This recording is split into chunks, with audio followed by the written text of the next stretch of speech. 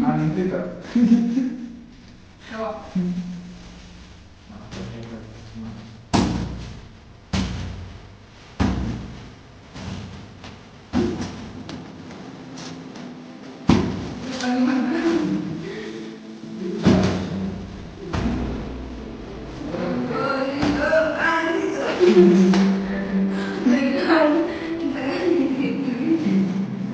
ಕೇಳಿಗೆ ನಿಂತ ಸಾಕಾಗೈತೆ ಅವ್ನು ತಿನ್ಬಾರ್ದು ಅನ್ಕೊಳ್ತೆ